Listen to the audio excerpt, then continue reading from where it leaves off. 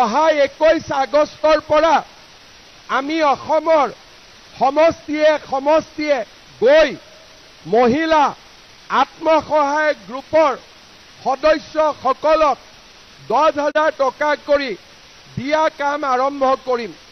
কিন্তু এই আঁচনিত বহুত মহিলাৰ নাম এতিয়াও সোমোৱা নাই। বহুতৰ নাম আছে, বহুতৰ নাম নাই। কিন্তু আমি অসমত আমাৰ টাৰ্গেট হ'ল 40 লাখ মহিলাক দিয়া। কিন্তু দুখীয়া পৰিয়ালক আমি দিওঁ। এইবাৰ আমি কৈছো যে অৰুণোদয় লগতে আমি সকলো পৰিয়ালক গেছৰ চিলিণ্ডাৰ কিনাৰ কাৰণে আৰু 250 টকা আমি দিম।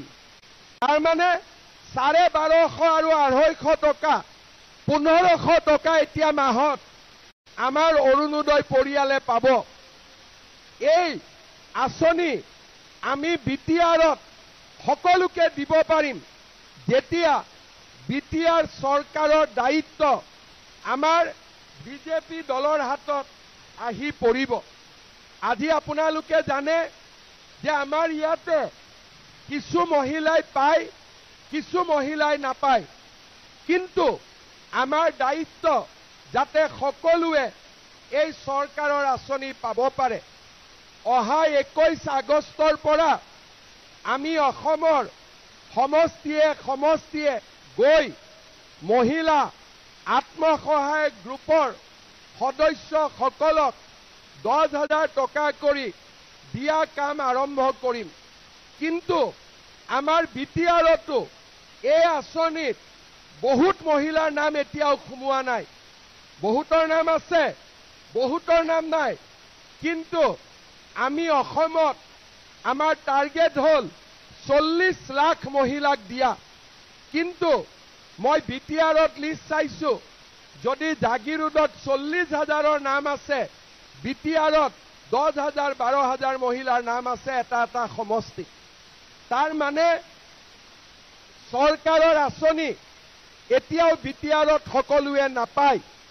প্ৰধানমন্ত্ৰীয়ে ঘৰ বনাব টকা দিয়ে, কিন্তু বহুত পৰিয়ালৰ ঘৰ বনোৱাই নাই, নহলে ঘৰত নাম অহা নাই। এইবাৰ সকলোৱে জিঅ' টেগিং কৰিছে আৰু এইবাৰ সকলো মানুহকে আমি ঘৰ দিব লাগিব। তাৰ কাৰণে আমি সকলোৱে প্ৰধানমন্ত্ৰী ডাঙৰীয়াক কৈছো যে এইবাৰ আপোনাৰ ঘৰ আমি ডাইৰেক্ট দিম। মাজত ভিচিডিচি থাকিব নোৱাৰে, ডাইৰেক্টলি আমি মানুহক আমি ঘৰ দিম। আমাৰ বিটিআৰত সমস্যা হ'ল ভিচিডিচি। দিল্লীৰ পৰা টকাটো আহে, দিছপুৰত টকাটো আহে, ভিচিডিচিয়ে বৰালি মাছৰ দৰে বস্তুটো খাই দিয়ে। হয় নে নহয়? বৰালি মাছে মাছ খায় নে নাখায়? খায় নহয়। আৰু আমাৰ ভিচিডিচি বিলাকে বৰালি মাছৰ দৰে সৰু সৰু মাছবিলাক খাই দিয়ে। গতিকে দুখীয়া মানুহবিলাকে একো নাপায়। এই ব্যৱস্থাটো আমি পৰিৱৰ্তন কৰিব লাগিব। এতিয়াও অৰুণোদয় আঁচনি আমাৰ আঁচনি, ফৰ্মখন কোনে বিলাব তাকে লৈ হুলস্থুল। আৰু এইকাৰণে মই মানুহক কৈছো, কোনোবাই যদি ফৰ্ম নিদিয়ে ফটোষ্টেট এখন লৈ আপোনালোকে ফিল আপ কৰি বিশ্বজিতক দি দিব। আৰু আপোনালোকক দিয়াৰ দায়িত্ব মোৰ। ঠিকে কৈছো নে নাই? তাৰ মানে আমি ইয়াতে ব্যৱস্থাৰ পৰিৱৰ্তন কৰিব লাগিব, যাতে ভিচিডিচি বিলাক বৰালি মাছৰ জাগাত মানুহৰ বন্ধু হয়। তাৰ বাবে আমি ব্যৱস্থা কৰিব লাগিব। শ্ৰদ্ধা ৰাইজ, যদি দিছপুৰত বিজেপি, দিল্লীত বিজেপি আৰু কোকৰাঝাৰতো যদি বিজেপি শক্তিশালীভাৱে বহিব পাৰে, আমাৰ চৰকাৰৰ আঁচনিবিলাক ৰাইজে ধুনীয়াকৈ পাব পাৰিব। এতিয়া মই মিটিঙত আহিয়েই মই অলপ দেৰি খোজকাঢ়ি গলো। মোক ল'ৰাবিলাকে কি সুধিলে যে মামা পুলিচৰ চাকৰি ৰিজাল্ট কেতিয়া দিব? আৰু কি সুধিলে যে নতুন পোষ্ট কেতিয়া ওলাব?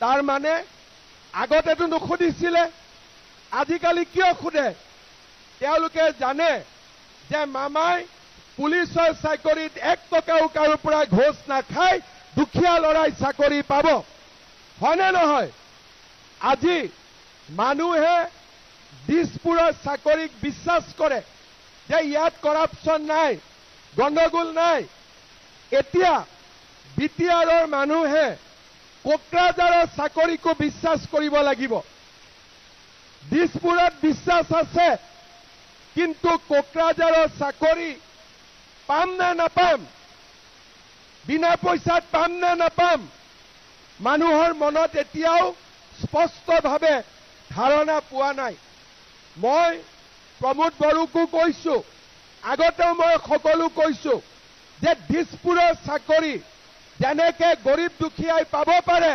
কোকৰাঝাৰৰ চাকৰিও গৰীব দুখীয়াই পাব পাৰিব লাগিব আৰু যেতিয়া কোকৰাঝাৰৰ চাকৰিও গৰীব দুখীয়াই পাব ৰাইজে বিটিআৰকো বিশ্বাস কৰিব কোকৰাঝাৰকো বিশ্বাস কৰিব দিছপুৰকো বিশ্বাস কৰিব আৰু দিল্লীকো বিশ্বাস কৰিব আমাৰ কাম হল যে দুখীয়া দৰিদ্ৰ এই মানুহখিনিয়ে সকলো ফালৰ পৰা চৰকাৰী সুবিধা পাব লাগে নিযুত মইনা আঁচনিয়ে হওক মহিলা উদ্যমিতাই হওক বা অৰুণোদয়ে হওক প্ৰধানমন্ত্ৰীৰ ঘৰ আমাৰ দুখীয়া দৰিদ্ৰ ৰাইজে পাব লাগে আৰু তেতিয়া দুখীয়া দৰিদ্ৰ মানুহে পাব যেতিয়া আমাৰ কোকৰাঝাৰ ওদালগুৰি তামুলপুৰ বাস্কা চিৰাঙতো